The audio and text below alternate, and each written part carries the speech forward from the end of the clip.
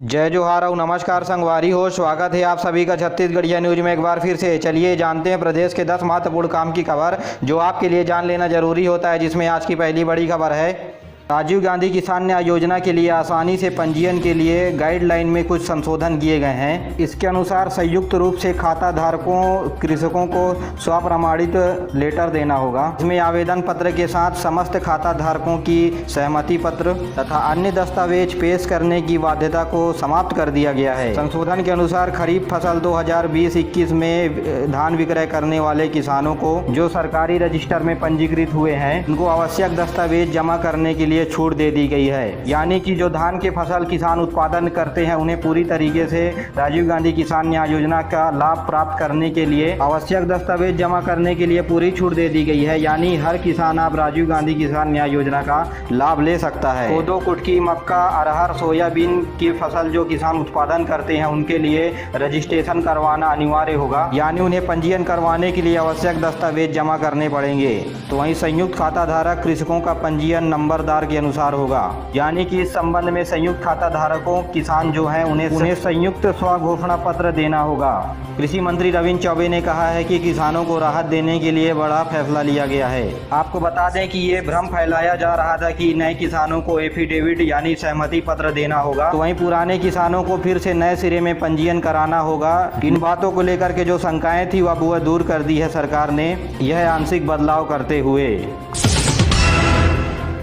नाबालिग नक्सली ने सरेंडर किया है अपने आप को। स्मॉल एक्शन टीम की थी ये नाबालिग। 15 साल की उम्र में ये नाबालिग नक्सली नारायणपुर के अबुझमाड़ डिवीजन में सक्रिय थी, जिसने अपने आप को सरेंडर किया है। साथ ही दंतेवाड़ा की ढोलकर में पुलिस नक्सली मुठभेड़ में 3 नक्सलियों को मार गिराया और इनमें से 2 नक्सलियों के ऊपर 1-1 लाख रुपए का इनाम घोषित था। साथ ही पुलिस ने इनसे 3 बंदूक और भारी मात्रा में कारतूस और गोले बारूद बरामद किए हैं। छत्तीसगढ़ के निगम आयोग के नई सूची में पिंडरा को तजब्बो दी गई है। यहाँ से 2 नेताओं को आयोग का सदस्य बनाया गया है। उत्तम आशुतोष और अर्चना को एसटी आयोग का सदस्य बनाया गया है। उत्तम आशुतोष फिलहाल रायगढ़ जिले के प्रभारी हैं। ये 2 बार से युवा प्रदेश अध्यक्ष कांग्रेस के रह चुके हैं। वहीं साल 2018 में भाजपा प्रत्याशी अर्चना पोर्ते रहीं और 2020 में उन्होंने भाजपा का दामन छोड़कर कांग्रेस ज्वाइन किया था। अर्चना पोर्ते गद्दावर नेता स्वर्गीय भंवर सिंह पोर्ते की बेटी है, जिसके बाद पिंडरा जिला बनने से युवाओं में जोश के विंग दिखाई दे रहे हैं। महासमुंद में सरकार के भरोसे रहने वाले गरीब परिवारों को अनाज ही नहीं मिल रहा है। इसमें नागरिक आपूर्ति निगम की लापरवाही भी सामने आई है। खाद्य पहुंचाने वाले 2 परिवहन के बीच चल रहे झगड़े के चलते सोसाइटी तक पीडीएस ही नहीं पहुंच पा रहा है और खाद्य अधिकारी भी इन ठेकेदारों के आगे विवश नजर आ रहे हैं, जिसके चलते 250 लेबरों को 15 दिन से कोई काम ही नहीं मिला है। महासमुंद जिले के 390 पीडीएस दुकानों से जिसका लाभ 3,15,000 उपभोक्ताएं लेते हैं। अनाज माह के अंत में पहुंचता है, जिससे नई माह से अनाज का वितरण प्रारंभ हो जाता है। लेकिन 16 जुलाई बीत जाने के बाद भी 76 पीडीएस दुकानों में अभी राशन नहीं पहुंचा है, जिसके चलते गरीब परिवारों को भूखे पेट ही सोना पड़ रहा है। भाटापारा हाईवे में बीजेपी कार्यकर्ताओं ने चक्का जाम किया है। सिमगा में अवैध शराब एक ट्रक पकड़े जाने के बाद स्थानीय विधायक शिवरतन शर्मा के द्वारा फोन लगाया गया आबकारी विभाग को, लेकिन समय से एसडीएम और आबकारी विभाग के अधिकारी भी नहीं पहुंच सके, जिसके बाद विधायक शिवरतन शर्मा एसडीएम पर भड़क गए और विधायक खुद उस जगह पर पहुंच गए, जिसके बाद हाईवे को जाम कर लिया गया कार्यकर्ताओं के द्वारा और जमकर नारेबाजी भी हुई। बलौद में स्थानीय बेरोजगारों को रोजगार देने की मांग को लेकर के बलौद में स्थित माइंस के सामने बेरोजगार युवाओं के द्वारा प्रदर्शन किया गया। भिलाई स्टील प्लांट के प्रबंधन के खिलाफ जमकर नारेबाजी की गई। इसके चलते माइंस के कार्य पर लगे ट्रकों के पहिए थमे रहे, जिसके चलते ट्रकों की लंबी लाइन लग गई और इस प्रदर्शन में शिवसेना भी सहयोग किए। भिलाई के रसमड़ा में केंद्रीय एमएसएमई विभाग के द्वारा ट्रेनिंग सेंटर चलाया जा रहा है, जिसमें 400 स्टूडेंट आधुनिक तकनीक से अपनी कार्य कुशलता को विकसित कर रहे हैं। 400 स्टूडेंट जो आधुनिक मशीनों के जरिए ट्रेनिंग ले रहे हैं, उन्हें रोजगार देने की भी गारंटी इस ट्रेनिंग सेंटर के द्वारा दी जा रही है। इसके अलावा एलॉय और लोहा पर भी एलिमेशन बनाने की ट्रेनिंग दी जा रही है। इसके साथ प्लास्टिक और मेटल की 3D प्रिंटिंग की भी ट्रेनिंग दी जाएगी। करीब 6 करोड़ रुपए का प्रिंटर एमएसएमई टेक्नोलॉजी सेंटर में मंगाया लगाया जाएगा।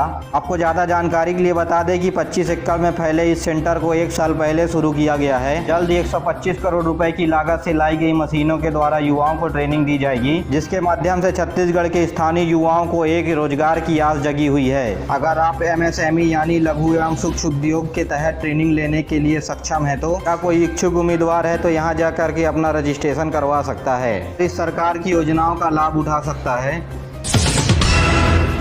जसपुर जिले में 603 करोड़ रुपए की लागत से बनने वाले स्टील प्लांट का बनने से पहले स्थानीय लोगों के द्वारा विरोध शुरू हो गया है। साथ ही स्थानीय विधायक का भी इस विरोध के साथ जुड़ने से मामला तेज हो गया है। दरअसल पत्थल गांव के टांगल गांव में इस प्लांट के लिए 4 अगस्त को जन सुनवाई का आयोजन किया गया है। इसकी मुख्य वजह स्टील प्लांट से निकले हुए धुआं के चलते पर्यावरण प्रदूषित हो जाएगा, इस बात को लेकर के जन आक्रोश देखने को मिल रहा है। साथ ही जसपुर के सुंदरताओं को बरकरार रखने के लिए कांग्रेस और भाजपा के नेता आपस में एक स्वर में आवाज को तेज किया।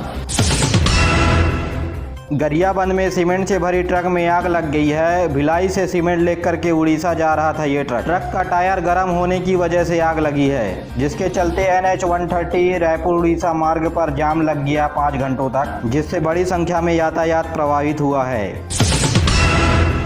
रायगढ़ में शिक्षा व्यवस्था को लेकर के कांग्रेस के ऊपर सवाल उठना शुरू हो गए हैं। शिक्षा विभाग ऑनलाइन क्लासेस के माध्यम से बच्चों को पढ़ाने का दावा कर रहा है, लेकिन जिले में 400 से अधिक स्कूलों के बच्चे नेटवर्क नहीं होने की वजह से ऑनलाइन क्लास लेने में असमर्थ हैं। इतना ही नहीं, जिले के 46,400 बच्चों के पास ना ही मोबाइल है ना ही नेटवर्क है, तो वहीं 68,682 बच्चे जिनके पास कीपैड मोबाइल है। इस मामले पर शिक्षा मंत्री का कहना है कि पढ़ाई तुम्हार द्वार और मोहल्ला क्लास के जरिए इस समस्या का हल किया जाएगा। बता दें कि पिछले 15 महीने से स्कूल बंद है, जिसके चलते पढ़ाई से लेकर के परीक्षा सभी गतिविधि ऑनलाइन की जा रही है।